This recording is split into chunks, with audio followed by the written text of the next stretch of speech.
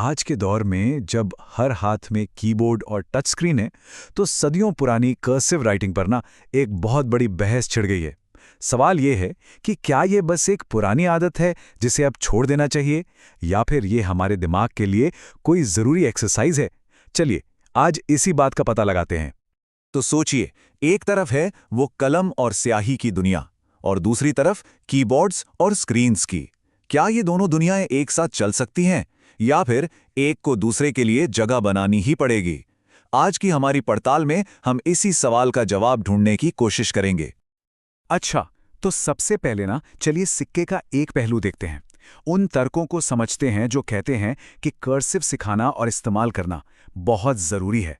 जो लोग इसके पक्ष में हैं, उनका मानना है कि ये सिर्फ अक्षरों को जोड़ने की कला नहीं है, बल्कि इससे कहीं ज्यादा है। देखिए, बात सिर्फ सुंदर लिखावट की नहीं है, ये तो असल में दिमाग की एक कसरत है। ऐसा माना जाता है कि जब हम बिना पेन उठाए लगातार लिखते हैं, तो हमारे विचार भी ज्यादा आसानी से बहते हैं। ये हमारे दिमाग में कुछ ऐसे अनोखे न्यूरोलॉजिकल रास्ते, मतलब कनेक्शंस बनाता है, जिससे न सिर्फ याददाश्त अच्छी होती है, बल्कि हाथों का कंट्रोल भी बेहतर होता है। और फोकस भी ना अक्षर बनाने से हटकर असल में हम क्या लिख रहे हैं, उस कंटेंट पर चला जाता है। और ये जो दिमागी कनेक्शन की बात हम कर रहे हैं ना, वो डिस्लेक्सिया जैसी लर्निंग चुनौतियों का सामना कर रहे बच्चों के लिए तो और भी ज़्यादा फायदेमंद हो सकता है। एक भाषा विशेषज्ञ हैं मैरिलिन ज़ेकर। उनके मुताबिक कर्सिव लिखने से दिमाग के अलग अलग हिस्से, जैसे भाषा, याददाश्त और मूवमेंट वाले हिस्से, एक साथ मिलकर काम करने लगते हैं। इससे उनके लिए सीखना काफ़ी आसान हो जाता है। मतलब अगर इसे और आसान शब्दों में समझें, तो जब हम कर्सिव में एक अक्षर को दूसरे से जोड़ते हैं, तो असल में हम अपने दिमाग के दो हिस्सों, क्रिएटिव और लॉजिकल, के बीच एक पुल बना रहे होते हैं। और यही कनेक्शन हमें बेहतर तरीके से सोचने और मुश्किलों को सुलझाने में मदद कर सकता है। कमाल है ना? चलिए अब सिक्के का दूसरा पहलू भी देख लेते हैं। अब बात करेंगे उन तर्कों की जो कर्सिव के फायदों को सीधी चुनौती देते हैं, और ये तर्क परंपरा से ज्यादा प्रैक्टिकलिटी पर जोर देते हैं। अच्छा, एक बात तो सबने सुनी होगी कि कर्सिव में लिखना तेज होता है। क्यों? क्योंकि पेन उठाना ही नहीं पड़ता, बस लिखते जाओ। सुनने में तो ये बिल्कुल सही लगता है ना? लेकिन क्या असलियत में भी ऐसा ही है? क्या डेटा भी यही कहानी बताता है? आइए देखते हैं। तो देखिए, 2016 में एक पायलट स्टडी हुई थी और उसके नतीजे काफी चौंकाने वाले थे। इस स्टडी में पाया गया कि स्टूडेंट्स प्रिंट में औसतन 82 अक्षर प्रति मिनट की रफ्तार से लिखते हैं और कर्सिव में सिर्फ 51। जी हां, सिर्फ 51। तो स्पीड की इस रेस में तो प्रिंट साफ साफ आगे है। स्पीड तो एक बात हुई, लेकिन एक और बड़ी मुश्किल है, और वो है लिखावट को पढ़ पाना। देखिए, हर किसी का कर्सिव लिखने का अपना एक स्टाइल होता है, और कई बार वो इतना अलग होता है कि उसे पढ़ना ही मुश्किल हो जाता है। सोचिए, बी और ली में कंफ्यूजन, या यू और डब्ल्यू में। इससे तो साफ साफ बात करने में ही दिक्कत आ सकती है। और अब एक बिल्कुल प्रैक्टिकल प्रॉब्लम की बात करते हैं। आज की दुनिया में बहुत से ज़रूरी और ऑफिशियल फॉर्म्स हैं जिन्हें आप कर्सिव में भर ही नहीं सकते। इसका एक बड़ा उदाहरण है कैलिफोर्निया के मेडिकल के दिशा निर्देश। उनमें साफ साफ लिखा है कि फॉर्म्स पर स्क्रिप्ट या इटैलिक स्टाइल में ना लिखें, और इसकी वजह भी सीधी सी है। इन फॉर्म्स को मशीनें स्कैन करती हैं, जिन्हें हम OCR कहते हैं, और ये मशीनें सिर्फ और सिर्फ साफ सुथरे प्रिंटेड अक्षरों को ही ठीक से पढ़ पाती हैं। और यही सारी बातें इस बड़ी चिंता को जन्म देती हैं।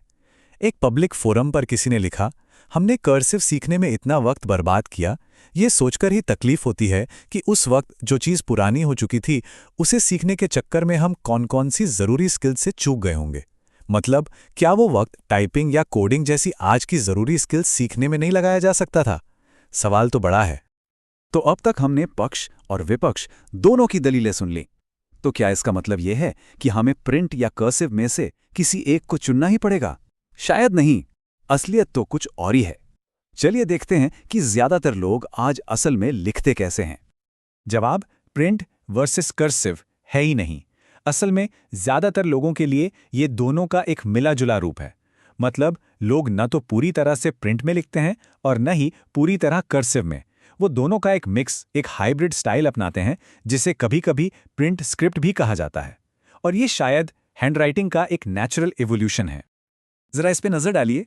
बाईं तरफ एक पूरा फॉर्मल सिग्नेचर है, और दाईं तरफ उसी इंसान का रोजमर्रा में इस्तेमाल होने वाला फटाफट किया हुआ सिग्नेचर।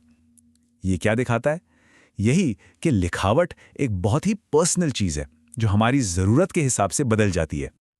ये एक और उदाहरण देखिए, इसमें ध्यान से देखिए कि कैसे कुछ अक्षर तो जुड़े हुए हैं कर्सिव की तरह और कुछ बिल्कुल अलग-अलग हैं प्रिंट की तरह।